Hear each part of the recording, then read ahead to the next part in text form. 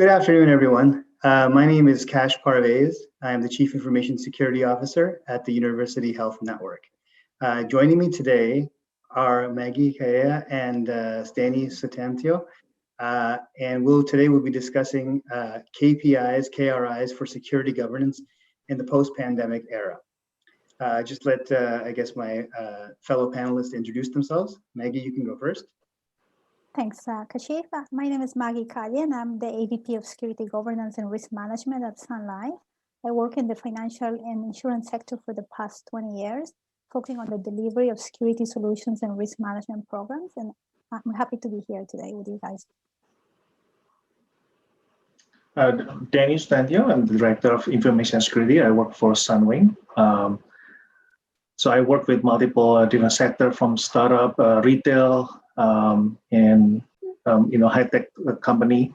And then delivering all the security governance, risk and compliance. Wonderful. So I'm really happy that we've got this panel together.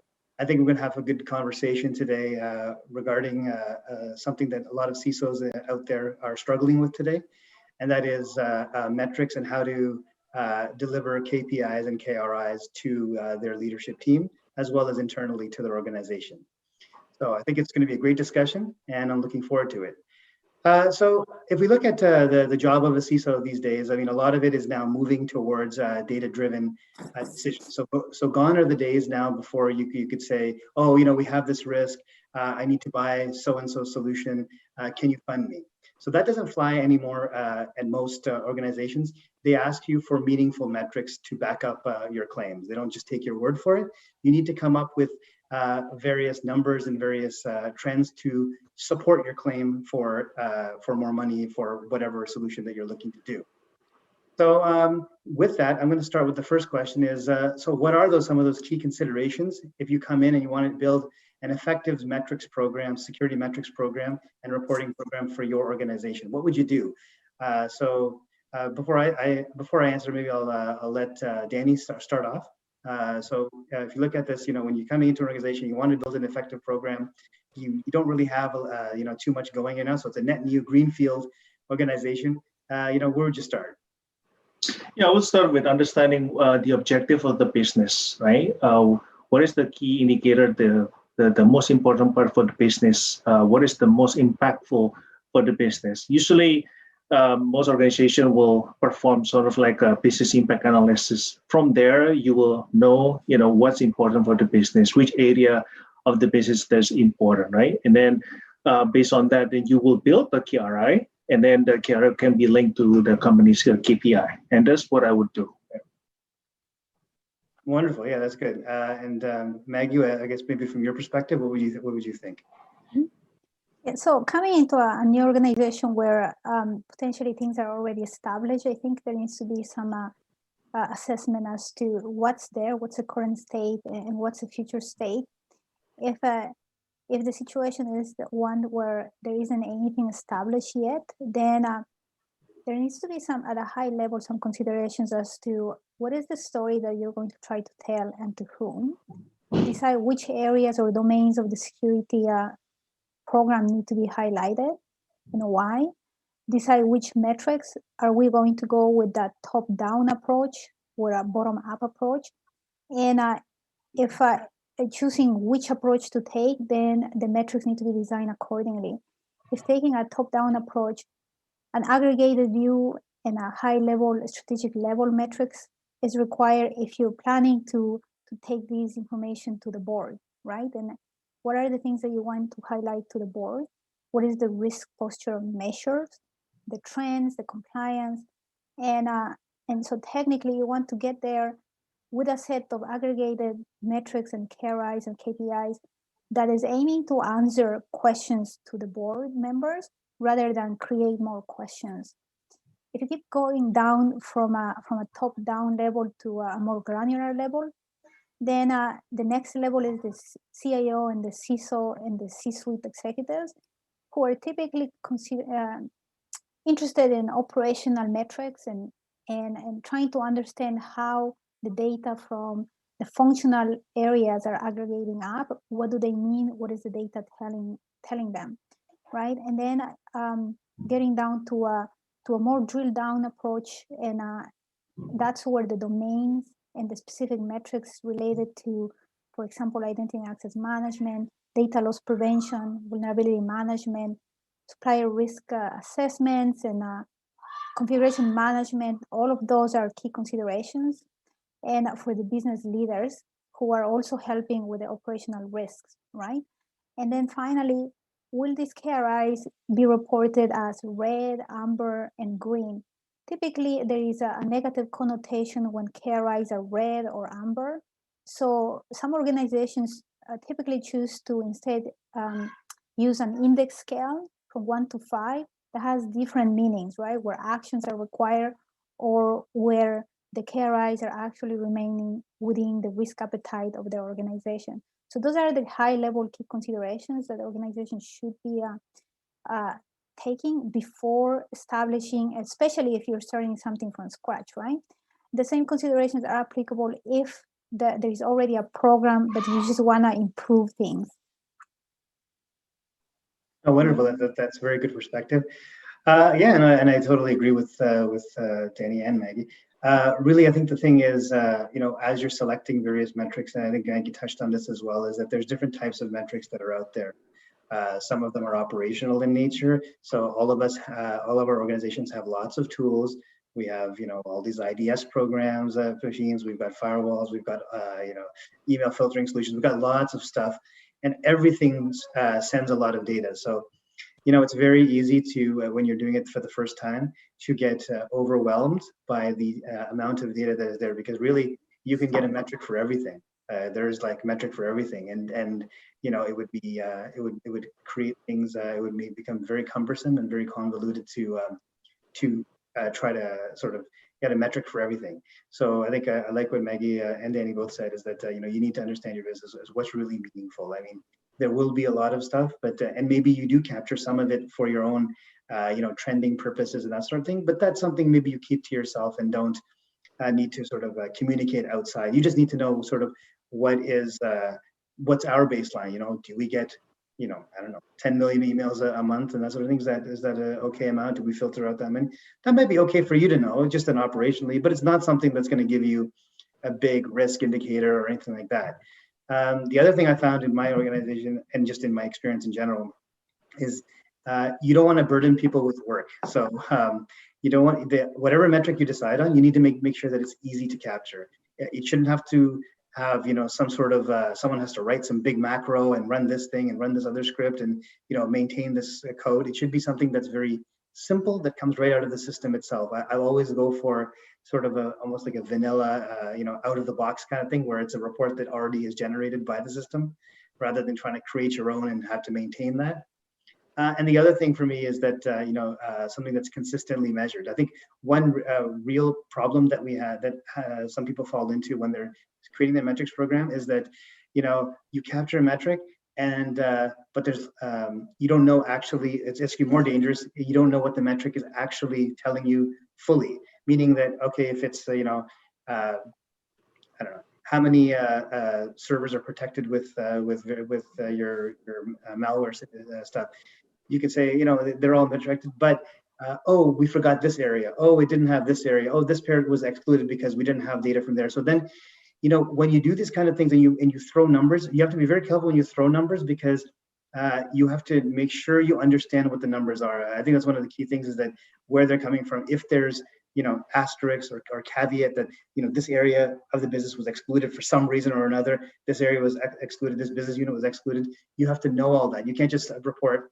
one thing and say this is our state of the union, but without stating anything that has been excluded. So you have to be very careful, especially with bigger organizations. You have different business units, and sometimes it's not possible to get all the information across the entire enterprise in one shot. So just make sure your credibility is still there before you report anything to the leadership team. That's what I've seen anyway. Well, moving on, we've talked a little bit, Maggie and Danny both talked a little bit about KRIs and KPIs. And so I want to delve a little bit into this a bit further. This term has been thrown around a lot in the industry, not just in security, but even in like other parts of the business operationally. And so just to set context, so everybody is aware, because KRIs and KPIs mean different things to different people.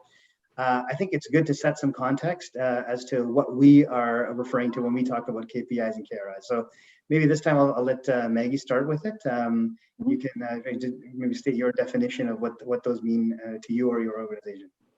Yeah, so the difference to us between KRI and KPIs, and I guess there is a lot of literature online that can be found, but there is a lot of confusion sometimes as to what's the difference, right? So overall, you have the umbrella of metrics, and metrics has the KPIs and the KRIs. So there is two sets, right? And so KPIs, key performance indicators, are really used to measure performance assessments, and they measure short cycles, how fast things get done, and are constantly monitored. Sometimes they're measured daily or weekly. On the opposite side, key risk indicators are used for risk assessments. KRIs are typically quantifying the risks and that an organization has across different business units and so on. And these are risks that have been identified and they're in the past, right? They're not happening as you go. The data gathered building these KRIs is in the past, and you're technically just quantifying all of them, putting them together. And KRIs typically are measured on a monthly basis or quarterly basis, right? Both KRIs and KPIs, however, are used for decision making, right? Areas of improvement, what areas are producing more risks than other, where risks are not being managed, versus KPIs. Are we responding to incidents on as fast as possible, and so on. So that's kind of how I've seen the way that the industry are portraying the differences between these two and how typically they should be used. Oh, that's great. That's a good summary. Danny, did you have anything else to add on KRIs and KPI definition? Yeah, sure. I think just to add what Maggie already described. So KPI is, measuring how successful is the business actually meeting their objective, right? But in order to meet the objective, of course, they need to make sure that the activities itself, the risk should be lower, right? So for example, if they're depending heavily on a third-party company, right? So they want to make sure that the number of security incidents because of the vulnerability in the third-party system is lower, right? But then if the number of the risk is higher, then potentially the company may be breached, right? And then because of that, then they're not going to be able to meet that KPI, right? So to me, is that that's why it's important to have both, because that way the C-level can really understand what's going on, right? What are the risks associated with meeting that objective? And that's why security also play important in that delivering that key performance indicator for the rest of the company, right? To basically to reduce the overall risks of the company, whether they use third-party system or their processes internal to the business, right? So yeah, so that's what I would recommend. Yeah, no, I totally agree with both statements. I think that for me, I like to consider KPIs. I guess your commitments that you've made with the business. So your service level agreements, service level objectives, that sort of thing. Your time to response that you've already told them that I'm going to do this in X amount of time. I'm going to respond to tickets in this much of time. That sort of thing. So that's kind of where the KPIs sort of come from. Is that did you actually meet that? 90% of the time, I'm going to respond to security incidents within 10 minutes or whatever that number is for you. Did you do that? It's just basically, are you doing something? So I guess, I guess for me, KPI means you are doing something. You or your group is doing something. There's something being done. And then, yes, your risk indicator is, again, just like Maggie said, things that have already happened, but that could be sort of indicators of something, some bad incident that could occur in the future as a result of you ignoring or not having good numbers as far as this risk. For example, accounts that are still active while people have already left the company, and those kinds of things where you want that number to be small, and it's a risk, right? Those kinds of things that if left unchecked could lead to something bad. And I think that's the sort of the delineation between. All right, so that's good. Now we've set some context around what we mean by KRI and KPIs. So now if we go into this a bit further, let's dig a bit deeper.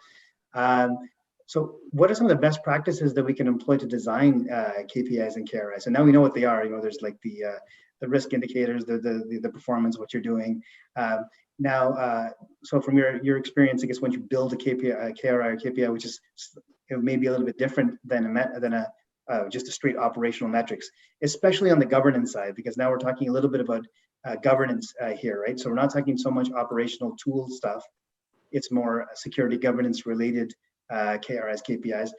Maybe you can, I'll start with you, Danny. You can start with, so what are some techniques that you use to create these KRIs and KPIs as to, which ones you're going to, you don't tell me which ones they are, but what was the process that you used to figure out what you're going to use?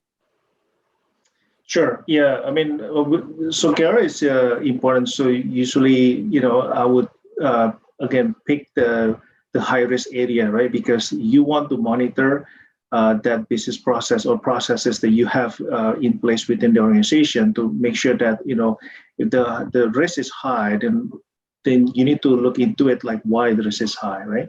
And one of the best practices also is that to build KRI, that it should be something that evolving, right? So again, as your threat landscape evolve, right, your KRI has to do the same thing, right? So for example, let's say if you, when you have your KRI in terms of vulnerability management, well, you have to look into consideration that, how about, other type of vulnerabilities that may exist from outside your system, right? Is there, like, for example, when you pick SaaS, well, you have to take into consideration a lot of things, right? And because it's third-party managed, well, then how about the third-party risk, right? Not just the vulnerability itself within the application, right? So then you combine that risk into, to the metrics, and that's why it's important to know, like, okay, so how are you doing?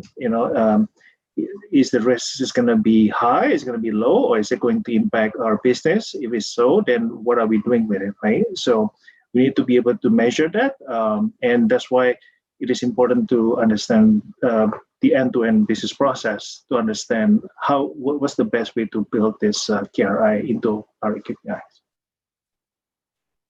Wonderful. That's a great answer. Thank you. Maggie, so when you're building KRIs and KPIs, so some different techniques that you used in the past. Yeah, so some industry best practices that I've gathered over the years is that, to start really follow the same process that you would follow for SDLC, right? Which is design, develop, test, and then implement, right? So that's a KRI should go through those processes. So we talked about earlier about the high level decisioning. Are we trying to go top down? Are we trying to go bottom up, and so on? So once those decisions are made for the overall program, then it's time to build and construct, right? So taking each of the KRIs at a time and putting them through a process where there is a design, a prototype, trending of the data, testing and socializing either the KPI or the KRI with the stakeholders across the enterprise. That is a very good idea to get them involved through the process, because ultimately, when you build a KRI, which is at an enterprise level, and then you break it down to the business units, you want those stakeholders to have been fully informed that this KRI is is portraying the risk when it comes to the KRI. It's portraying the risk that their business unit has accumulated at an aggregate level and how they are to go about in managing the risk, right? Information security its role is to report, right? Operate, controls, and report versus, and report it to the business, and the business ultimately owns the risks, either within the risk appetite, or if they wish to risk accept it, then they need to see whether it's within the risk appetite as well. Another good practice is that for each KRI or metric that is developed and is prototyped, that it's monitored over time, so that the governance team who is building this will be able to see over time, at least trended for at least 6 months, to understand what is the data telling you, right? While monitoring the prototype and the data, then thresholds need to be already anticipated as to what would be the right thresholds to be established for this. Because if you are just to pick a number from the air without any rationale behind, there's going to be a lot of pushback from the business units and the stakeholders as to how was this threshold selected, right? There needs to be some good rationale, and whether it's going to be that threshold, is it going to be a percentage measurement, or is going to be an aging? Are we aging something to understand how many days something was on and open, or is it a percentage? Are we measuring how many percentage of people have USBs, have admin access, or logical privilege access? What is the thing that we're trying to measure, and what is the measure? Is it a percentage, or is it an aging type of KRI? So those are some industry best practices that I've seen. And as well, are there any benchmarks to measure, right? A lot of organizations have their phishing programs, their phishing simulation programs. Are they trying to meet some benchmark? There is so many tools. There is Proofpoint, there is Cofense. Which benchmark are they selecting to be able to measure against, and the click rates of their organization, right? So those are some key considerations for vulnerability management as well, or application security. What are typically the measures that we want to achieve? Is it an aging KRI? How long time a security defect remained open? Or is the aggregate level, the average level? Or is it the vulnerability management, a critical or a 0 day that typically will be solved within a few days, 24 hours, or maximum 2 days? What are we measuring that, right? So that's the kind of design considerations that need to be taken at this stage. What are your standards telling you in the organization, right? Or if the organization is PCI compliant organization, typically they have to remediate vulnerabilities within an appropriate SLA, right? So is it appropriate for that organization to have a KRI that measures the average aging of the vulnerabilities to see that the critical and the high are being remediated within the SLA required to be PCI compliant? And how far are you from that SLA, right, as an organization? Those are the key activities in order to establish those measurements and the thresholds. And then once those are established, the prototype should be monitored over time. As I mentioned, the thresholds based on what you're seeing with the data, those thresholds should be established and socialized with the business, impacted, so that they understand what is it that they have to do once they receive it on a quarterly basis or on a monthly basis. And will they be, these thresholds, are they within the risk appetite as well when it comes to KRIs that measure the risk appetite of the business unit? In the end, all KRIs should elicit actions from different stakeholders and across the enterprise, because security shouldn't be left holding the bag. Security should be reporting the data and the risks that the organization have transparently, so that security enables the business to make decisions and make corrections and apply appropriate action plans.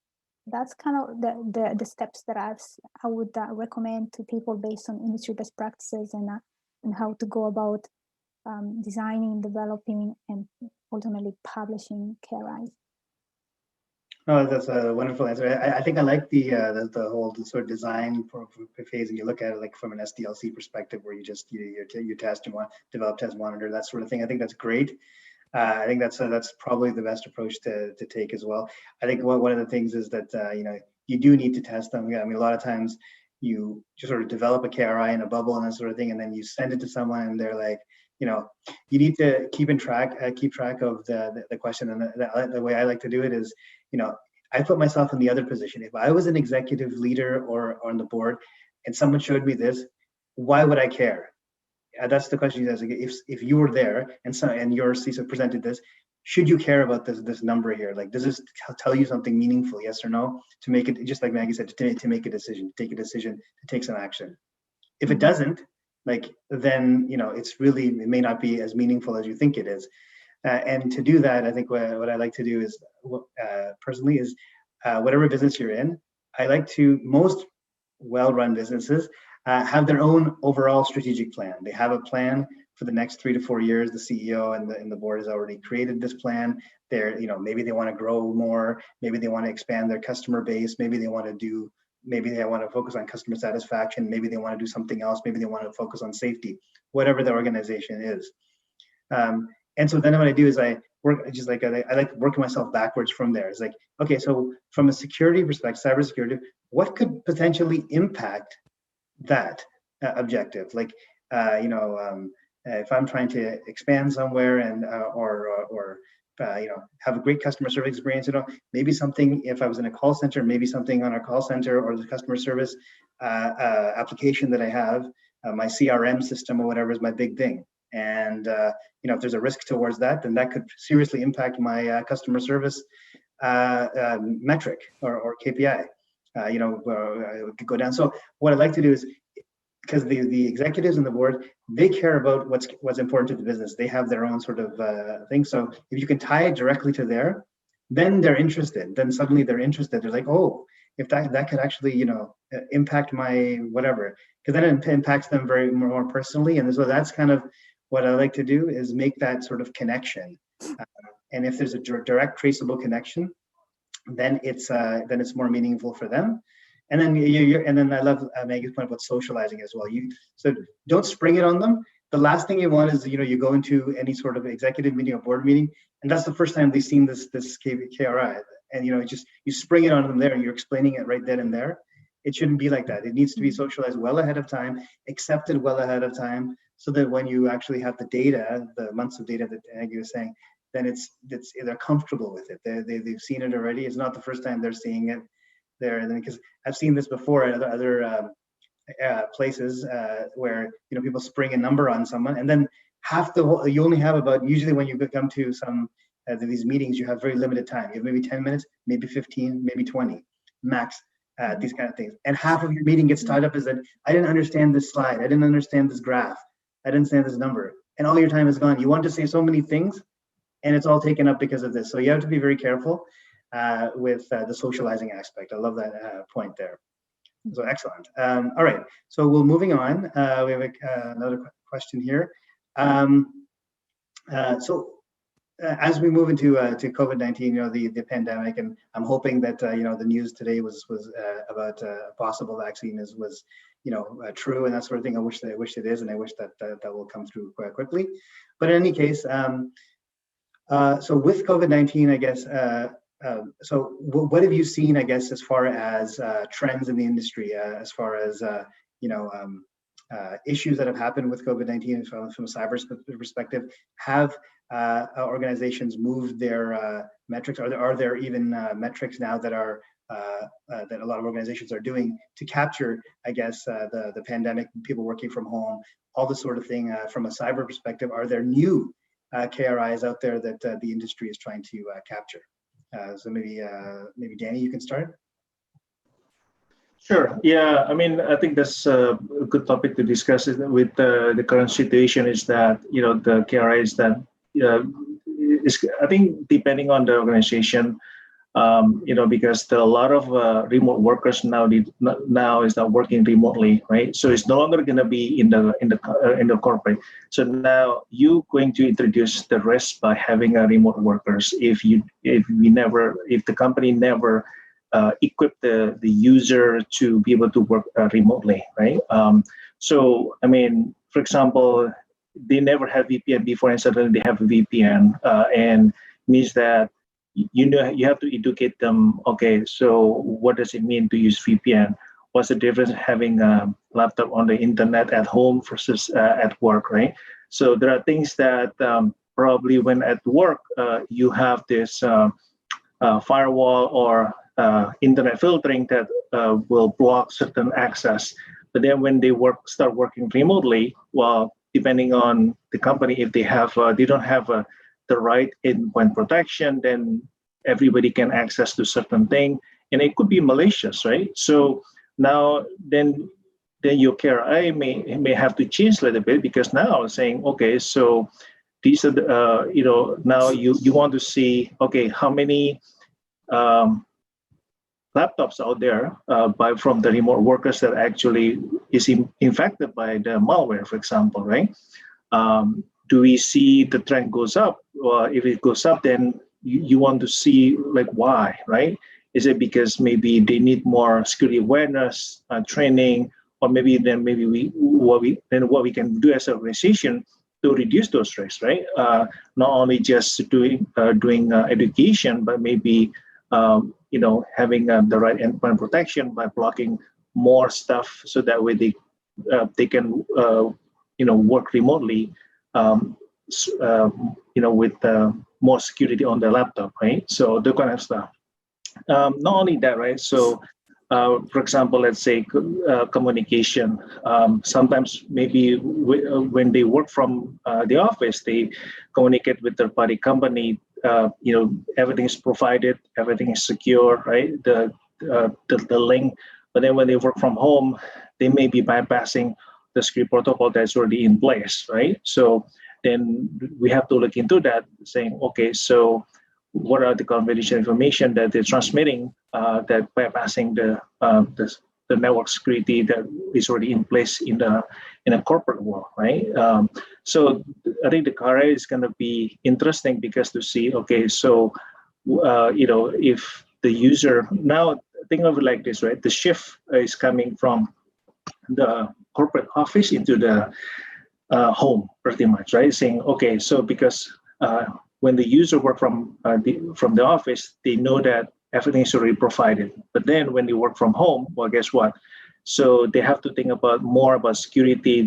So they have to know more than just working from the office. Means that they have to know what is considered malicious, what is considered phishing, and now these days when remote workers work from home, they receive a lot of phishing, right? And that phishing could be COVID related, could be, as if it is coming from internal users, right? So they have to understand that, and we have to make sure that, the user understand that, and that's where you build your KRI, right? So, for example, you can build your KRI based on how many link.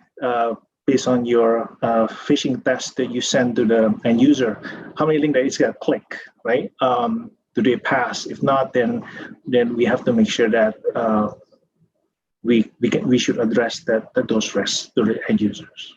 So that's just some of my thought about KRI during COVID. So wonderful. That is really helpful. I think that is those good tips there. Maggie, did you have anything to add on the KRIs related to COVID specifically, pandemic specifically?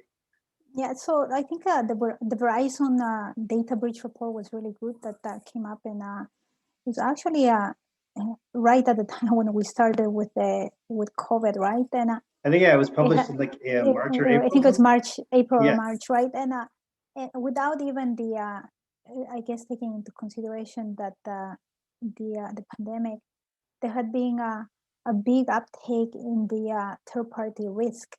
And as the report explained, it was related to again, the uptake of the cloud solutions, right? That most of organizations are now adopting cloud. And the reality is that the misconfigurations in cloud, right, have increased the data breaches and the situations that we have seen in the industry with cloud adoption, and it had highlighted the third-party risk as one of the key areas that need to be taken into consideration. So if I took that into consideration for developing KRIs, right, I would want to be monitoring type of incidents that are related to cloud, right, or just not incidents but events, and the configurations and the misconfigurations and so on. And because of the fact that third-party risk is one of the things that we need to monitor, there was many reports by E&Y and Deloitte as well that have stated that now with the situation of everyone having to work from home, there is more cloud SaaS solutions that need to be implemented so that it enables the workers, right? And one of them is Zoom, right? How many issues did we hear about that, and that the supplier manage it very well by working with the organizations and so on. So I think it's when you have KRIs, and typically they're not really something that you create them and then you forget about them, right? Like, I mean, obviously you have to upkeep with them, and you have to on a yearly basis go and review them and revise them, figure out what other trends you're seeing in the industry, use those reports such as the Verizon report. They have very good metrics indicating what kind of things can be trended over time, right? So in the third-party risk, for example, they had a very good metric. I don't remember exactly the number, but I think it was 35% increase in supplier related incidents as a result that the root cause was the cloud provider, or it was the adoption of cloud, right? And then the other part about third party and supplier risk is the concentration risk. How many people are using the same supplier, right? So is everyone using Zoom? Is everyone using Skype? Or is everyone using Microsoft Teams? Is it putting a load on those solutions? So if you look at those trends from the industry perspective, and then those are the things that need to be fed into the design and the development of the KRIs, because you want to create KRIs that not just stand the test of time, but that are modified depending on what you're seeing in the threat landscape or what you're seeing simply in the environment, right? So that's one of the good practices that I would say, to look at those reports. The Ponemon report is another one that is a very good, gives very good ideas on what KRI should be developed and what KPIs should be developed as well. And then finally, once you do have your nice set of metrics and KRIs, then how do you go tightening those thresholds over time and so on? You shouldn't have to, because some incident or some environmental thing such as the pandemic is happening, you shouldn't have to customize all your stuff. Like the same set of metrics that you have should give you the ability to monitor what is happening in the environment if they are designed properly. Well, that's a good answer. I think that that is, that's likely the case if you have a very nice, set of KRIs and that sort of thing. But I guess to Danny's point, I think that as things change in the landscape, I think you're asked as well, I guess, to evolve a little bit. With the people working from home now, there's a lot more around user behavior as well, that awareness that is being pushed heavily. I think even I've been asked many times to push various forms of awareness training more than what you normally would in non-pandemic mode, just because of the people working from home. So it's almost like we're somehow giving a bit more prescriptive controls on even their home environment too. Before it was just, okay, keep your computer secure, do this, do that, whatever.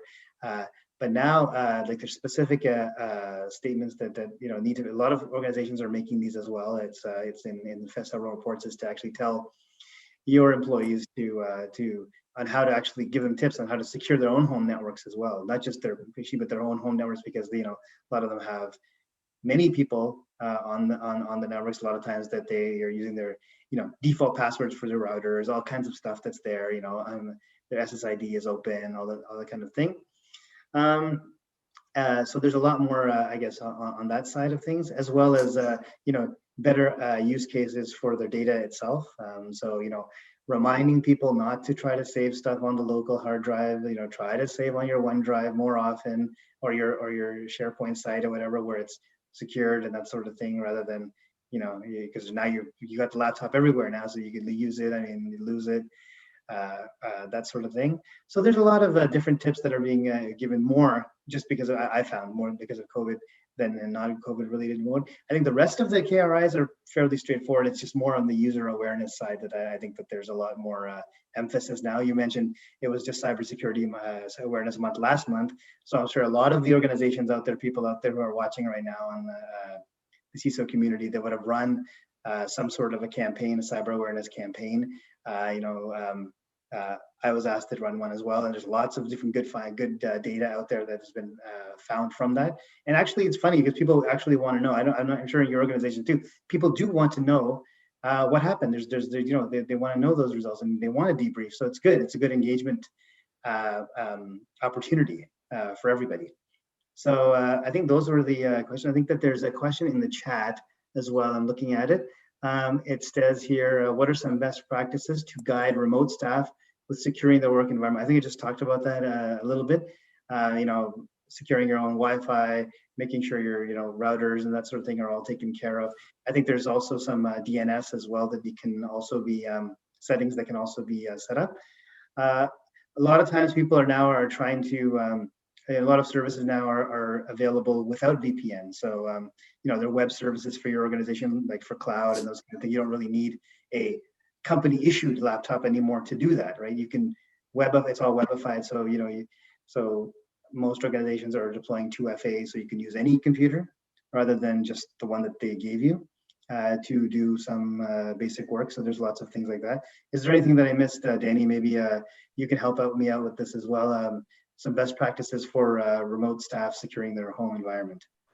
Yeah, sure. I want to add the one that you already mentioned. So, some of the challenges that sometimes the user themselves, they do not know how to secure their own router, right? So in that case, sometimes, sometimes I heard people complain saying, well, how do you support the end user router? Because it's not part of a corporate service, right? So normally something in that regards, you would want to provide some kind of recommendation, without actually touching their router, because it's their own router, and sometimes it could be their internet service provider router, right? So you would want, just do your research and then provide some kind of guidance saying, this is how you should configure your router in order to make it more secure, right? And make sure turn on the firmware update. So firmware update gives you better security feature, right? Or also even some of the laptop that may be broken in terms of the Windows update, because sometimes when you start working remotely, your asset management may not know where you are, right? So having a Windows update frequently, at least once in a month, when Microsoft come up with that is also a good thing to update, because it makes your operating system more secure, right? So those are just a few tips from me, in addition to what I already mentioned earlier. Okay, that's good. And this question is for Maggie. I guess it's from the chat as well. I think that this is actually a good one for you. Better for you to answer. You probably know this better than me. So along with the CISO, we are now hearing the new role of a BISO, I guess I can call it, Business Intelligence Security Officer. Do you see governance falling into that domain? So the business officer, I guess, rather than a security person. So maybe I'll let you answer that. Yeah, I think all organizations implement the first line, the second line, and the third line of defense, typically align with OSFI E1 framework, operational framework, and risk management requirements, right? So most organizations will decide how they align. Typically, the first lines, and the first line normally is divided into a line 1A and 1B, right? So I can see one of these roles, the BISOs being typically they have been denominated in the past as OROs, operational risk officers, or or bureaus, business unit risk officers. And I mean, throughout my career, I heard they have changed in naming. And to me, I think this is just another name change. A lot of people love to have the CISO title, so BISO is very close to CISO, I suppose. But I don't really see any difference in the actual role that they will play, which most organizations will have an oversight function or a second, like either a 1B function or a second line of defense function where these folks will reside. And they will challenge the first line to make sure that they're staying on top of the risk, managing the risks. And so I would see that role as just helping, being an ally to the security organization and helping to report on all the risks and challenge the business units, right? So that they can actually stay on top of managing the risk. That's what I can see from the new move. And I have seen a lot of job postings on BISOs. I've seen some organizations, a couple of banks at least that I've seen that have now named this title, right? And typically it's the 1B function, which is the security advisory team or the compliance team that will typically get into this box, into this type of roles of the BISO. Yeah, no, definitely. I think that, yeah, this is, I've seen something like this too. I mean, most of the time I've seen them as almost like a business analyst, but with a security angle, you know what I mean? Like, so they're like a BA, but with some security expertise and that sort of thing on the side. They're not quite at that, like the sort of executive type level, but they're more, yeah. Go ahead. Yeah. Actually, like there are actually people who are working in the security team, like security advisors, very information security professional type of people who have been moved into these roles. So basically, and I've seen a couple of organizations at least with this model where the security advisors were moved into and plugged into the business. Like, so let's say capital markets, and there is, like, I wouldn't say at all like a business analyst role, at least the way the ones that I have seen. It's actually, they lifted an area of the security team that produces threat risk assessments, and they plunked them over into the capital markets, or let's say the I don't know what other line of business, and so that they work together, especially nowadays that we have all the agile type of methodologies, and you want to have like the whole team co-located, like there is a BA, a developer, security person, an architect. So they want to have the whole agile team together. And so they want to stick a security person in there on the business side, so that I suppose that will help for closer oversight. And the other model that I've seen is the 1B function, where is compliance folks, right? Governance, risk, and compliance, which typically were a 1B function, kind of getting stuck into the business units themselves to help manage the risk. Like I don't think that I have seen the business analyst type of role too, but that's the two models that I've seen, and that's very recent, probably in the past 3 years. That's a good perspective. That actually, it leads me to another question. Actually, it's not on this thing, but just a general question. I have seen the role of the CISO itself evolve a bit as well in recent times as well. And I think one of the things, like, you know, CISO in different organizations means different things depending maybe on the size of the organization or whatever, you know, the type of organization. So the title itself, you know, the type that I'm comfortable with and that I've seen most is that it is exactly what Maggie just said. It's an oversight and a governance, and it provides a sort of a risk assurance and risk reporting and that sort of thing. But it is highly non-operational. So it's not, you know, for example, if you find vulnerabilities, you can report on them. You can, but you're not the one going out and actually putting them on. You know, you can see your firewalls, you can see them, you can manage them, how many rules there are there, but you're not the one who's actually changing the rule set or doing this kind of thing. You know what I mean? So that's what I've seen as far as CISO from my perspective. But I have seen models the other way where the CISO is the be all and end all of security. He or she can do the governance side, and then they also operate as a huge operational team as well that does a whole bunch of stuff too. So that model is out there too. No way's right or wrong. It's just depending on how this organization is set up. Danny, maybe your thoughts? No, I think you're right. I think I concur with what you just said, right? So I've seen a lot of industry right now is moving toward, security as a governance, not operation. It could be technical, but that's where security is also important for the organization to understand the technicality behind it, right? Because that way they can make the right assessment, or they can provide the recommendation what needs to be done, right? Governance that also includes, usually risk and compliance as well, right? On the top of that, because that's kind of like overlap, right? Identifying the risks within the organization, also identifying, if there's any new regulatory compliance or any compliance that may be impacting the business or even IT itself, right? So. Yeah. So in fact, same thing like what Maggie just mentioned. I've seen usually with in a large enterprise, security is a governance, and then now people trying to put the BISO on the business side, right? So that way they can perform like what you just mentioned, sort of like a business analyst, but it's more like an advisory, making sure the business understand what the security risks associated what they're doing, right? So yeah. Sorry. You're on mute. Sorry, yeah, sorry.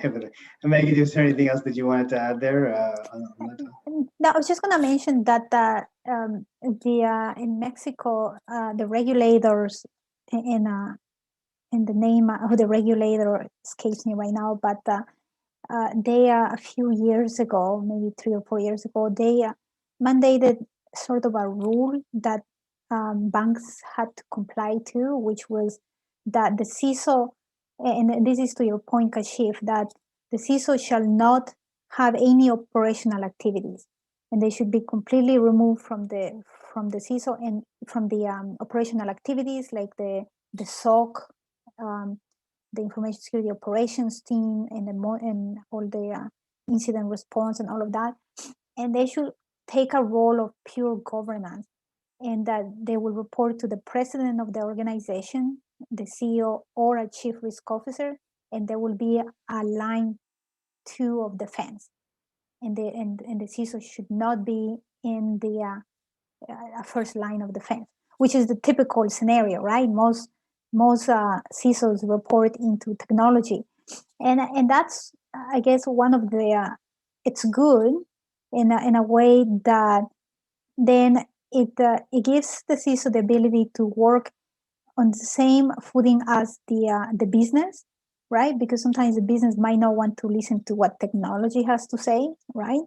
But if the CISO is outside the IT technology team, then it gives a little bit more visibility and power to the CISO to be considered as a business.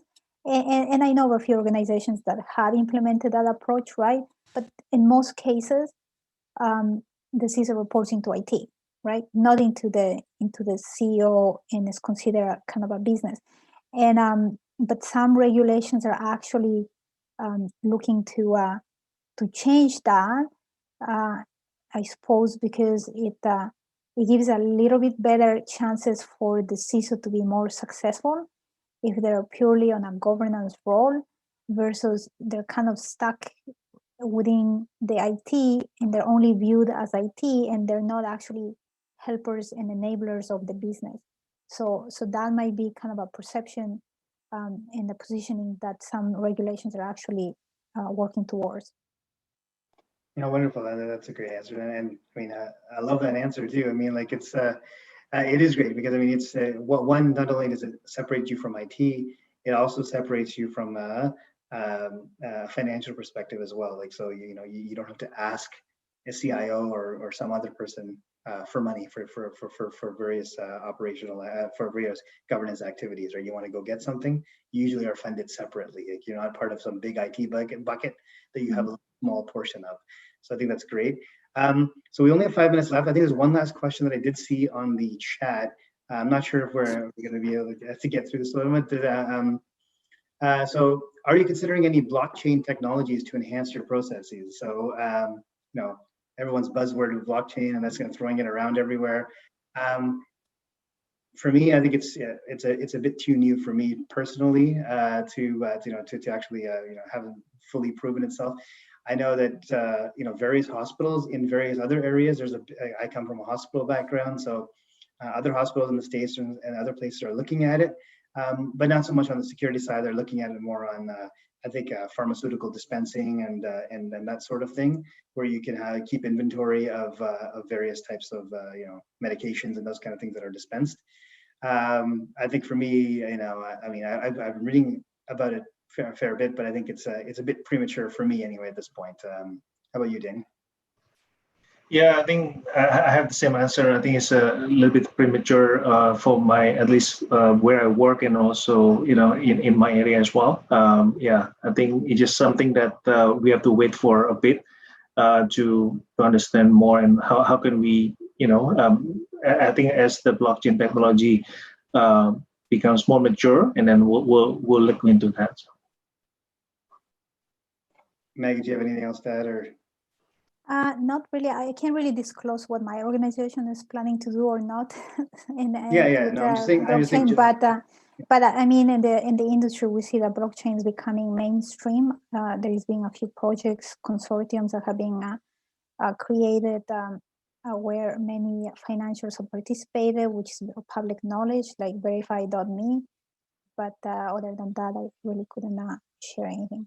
All right, so I think we're coming up to the end here. Are there any other questions, I guess, on the only ones I see in the chat are here. So I think I've covered most of them. And so with that, I think we'll just wrap it up here. So I'd like to thank everyone for their time, for joining into this conversation. I learned a lot personally as well. I'd like to thank Maggie and Danny as well for joining me today. And I hope all of you enjoy the rest of this conference. Thank you. Thanks, everyone. Thank you. Bye. Bye.